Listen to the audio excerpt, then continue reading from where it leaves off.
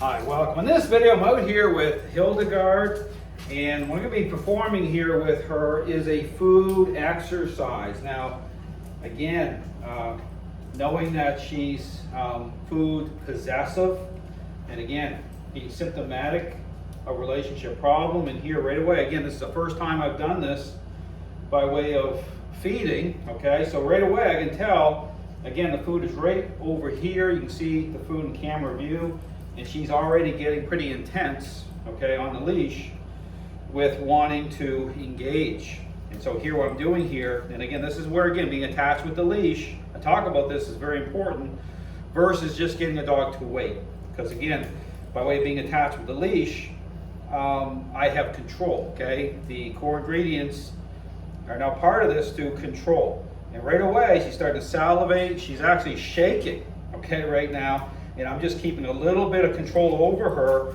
And so this really exposes the issue right away with the problem. So I'm going to move a little bit around here so you can kind of see it, get a better view of her. I'm using my phone for this exercise here. My GoPro is charging. So here, I'm going to bring her around. I'm going to do this in stages, okay? Because again, you know, when knowing how or how much to kind of slow this down really is about, again, what's revealed through bringing a dog under attentional control this way. So when you see this shakiness, this type of stress on the dog, because you can tell right away that she's used to having full control that way. I already was informed that, you know, there might be an issue here. Well, there certainly is. So here, how you want to do this to keep this safe, okay, for me, okay, because again, when you have issues related to food this way, you want to slow it down. Okay, you don't want to get right over top of the food too quick, okay, because that can present a problem, because that's going to send her up into a high level of challenge by way of me being in the mix that way, by way of bringing her under this level of control. So here, what I'm going to be doing with her, because again, of the level with her, is I'm just going to be taking my time. In fact, I'm not going to probably engage too quickly here at all. Just going to take my time. But when you're doing this too, when you start into this type of thing, you want to just be very, very careful, okay, when you get this level with the dog, because the dog certainly isn't going to like the fact that you're taking control at a certain level. Now, when you, and again, this is, she's looking at me, she's shaking, this is stress on her. I'm not doing anything unreasonable with her. This is just the fact that I'm actually, you know, hands-on, okay, with taking direct control over her, and the association already made through the food. Okay, she knows the food is there. Okay, I'm gonna start to bring her around here a little bit towards the food.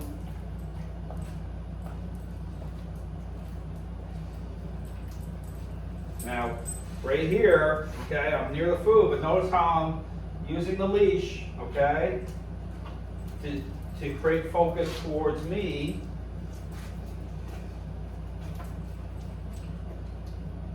Sideways. So right here, I'm at an angle here, the food is right here. And what I want to do here with her, I'm tapping a little bit. I want to create some relaxation with her. So what this represents is, hey, yeah, you'll get to eat, but through me. Okay, I want her to relax. I don't want her to get overly focused on the food. And I don't want to send her up into a level of challenge at the same time. So by creating an angle like this, just slowly starting to move towards the food, you just want to be really careful. She doesn't like this at all. And this brings up the desperation. So when you start to do this with a dog, okay, this will bring out more of that desperation factor. And so you have to anticipate the fact that they'll want to eat even faster, okay? Because they know that you're in the mix this way. So here when I'm doing this, notice I'm not doing the push and pull on her, okay? I'm keeping this more just leash and collar, but working angles, okay? Looking at me, she's looking right at me like saying, well, I really, really don't like the fact that you're doing this. And she's whining here a little bit, all right? But again, this is about normalizing, okay? So again, if you're dealing with a dog that's food aggressive, this is the way to do it, okay? I'm just slowing down. We'll get to the food here, but just do it in just small increments where I'm creating relaxation each step of the way here. So I'm moving a little bit closer here again. Getting right near the food now. Now, here's the thing, when I allow her to start to engage and start to eat, I'm gonna bring her back up into a sit pretty quickly to slow her down, okay? Because she's gonna be really desperate about it. Or some cases when your dogs are really, really at a high level with food aggression, and you're starting to get in the mix this way, they'll actually reject the food for 2 or 3 days, okay? It really switches things up for them because it's kind of like all or nothing type of scenario. So here, I'm going to bring her a little closer to the food. Now right here, this is the moment here, I'm right over top of it, okay? Right over top of it. Now I want her to understand that, no, you're just not going to just, you know, green light, full green light, just go right into it. I'm just going to hold her over it like this for a minute. But this is where, again, when you do this type of exercise, this isn't about teasing the dog, okay? Don't make it a scenario of teasing or, you know, just you want it to be kind of normal. And so my just waiting here for a moment. It's just about being normal about it. And now I'm going to give her permission. Go ahead. To eat. She's starting to eat. Now she's eating a few gulps here. And I'm going to bring her back up now. Bring her up here. And I'm going to have her go into the sit. I'm going to push a little bit on her bum. And the same thing. So just slowing it down. She did really well there. Just taking little pauses. Give her permission to eat again.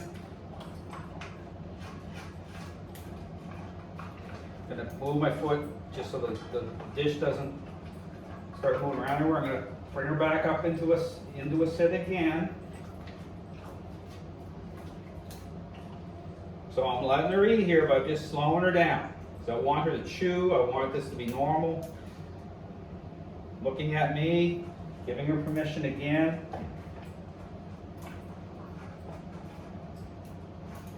Let her have a little drink of water here.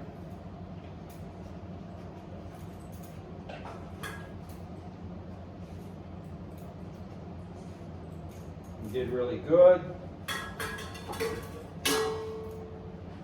And again, and this relates to even for dogs that will get possessive of water as well. She's not possessive of water, but some dogs will get very overly possessive of not just food, but water. But this is how you want to get in the mix here. Let her have a nice drink. All right, we're all done. Disengage, bring her back. Did extremely well. But again, you want to, when you're dealing with food aggressive dogs, and this is where, again, you'll see on some other videos how I'm doing it, is I'm actually using a muzzle for some dogs, separate and apart, having the food out, you know, and just working around the food with the muzzle on. But again, not leading them into thinking that they're actually going to eat the food. Again, you don't want to tease the dog or lead them into that type of scenario, just being in an area where there's food and working the method, okay? And then when they do eat, more kind of directionally right into the food, but then doing it this way, okay? Interrupting, but in a way that the dog is going to be agreeable to, okay? So this is about it making sense to Hildegard. She did really well. She didn't like it. You saw there was shakiness at first. She got really shaky about it. And so I just took my time, just worked the, just kind of, hovered there for a little bit. And then when I brought her, again, as I brought her around, again, just take your time. Because you want them, again, as she had focused back onto me as she's eating, then letting her re-engage with the food again. So again, this is how you want to engage a food exercise for a while. And then at a certain point, you can be off leash, everything becomes normal again. But in terms of overcoming this type of issue, you want to do it this way. Now here's the other thing too, is sometimes you'll think that a dog waiting, that there's no problem. But the dog's mind will actually jump over. Dogs are amazing animals. It's like they bypass, right? So you want to make sure the method comes together this way. It has to be intentional. You need to be hands-on. You need to be directly connected to a leash and collar, because that's the aspect of intentional control and influence as part of the equation. Okay, and that will bring out, how you can tell, that brought the desperation out on her really quickly. Got really desperate, really shaky, because that's the stress load on her, and that's not a healthy type of thing. So here, this is how I'll be doing it during the 2-week board and train, is being intentional with, getting her to eat by way of me, connect it with her, controlling how she's eating, and just, starting to take the stress off of her, which is a good thing, because again, what happens is everything normalizes where she starts to eat just what she needs, Okay, you ever wonder why dogs will, eat too much and they just go right over the top? Because food possession becomes at such a level where they're not even eating. It's like the food's already, it becomes part of them and not in a healthy way. They want to own it, okay? And therefore it's not a normal type of thing. This has to be about relationship. It needs to be defined in and through you as a pivot point, and me faded in that way. So, thanks for watching.